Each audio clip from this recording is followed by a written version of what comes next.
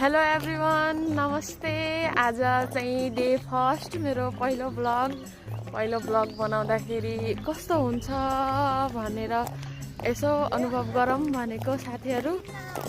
अलि नर्भसनेस चाहिँ हुँदो रहेछ है, बोल्दाखेरि केही मिस्टेक हुन्छ कि केही भन्दाखेरि नराम्रो सोच्छन् कि अनि मेरो ब्लग हेर्दाखेरि कसैले छ्या कसरी बोलेको भन्छन् कि भन्ने चाहिँ लाग्दो रहेछ क्या। जे जस्तो भयो नि मेरो फर्स्ट ब्लग हो साथीहरू, सबैले मन पराइदिनु होला। आज चाहिँ हामी बजार घुम्न आएका, बजार घुम्दै घुम्दै हाम्रो चाहिँ ब्लग बनाउन अलि पछि ढिला भइसकेछ। सँगै हजुरआमा आउनुभएको थियो साथीहरू, धन्नै लट्ठी खाइएन, मार खाइएन, रिसले चुर चुर भएर उभिनु भएको छ। देखाउँछु है, तल हेर्नुहोस् है, ल हेर्नुहोस् है। अहिले रिसाएर बोल्नु पनि हुन्न साथीहरू, नाक खुम्च्याउँदै हिँड्नु भएको छ।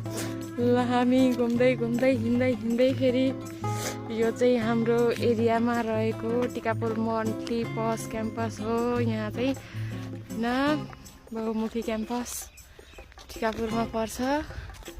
हामी बहुमुखी क्याम्पससम्म पुगिसक्यौँ साथीहरू, हिँड्दै घुम्दै।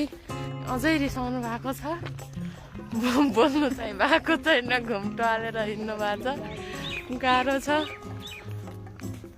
हेर्नुहोस् घुम्दै घुम्दै सपिङ गर्न गएको त साथीहरू, के सपिङ हुन्छ लास्टै हैरान पारिसक्यो। हाम्रोतिर त यति साह्रो चिसो परेको, तपाईँहरूकोतिर कस्तो छ कमेन्ट गर्नु होला। मेरो भिडियोलाई लाइक सब्सक्राइब गरिदिनु होला साथीहरू। मलाई तपाईँहरूको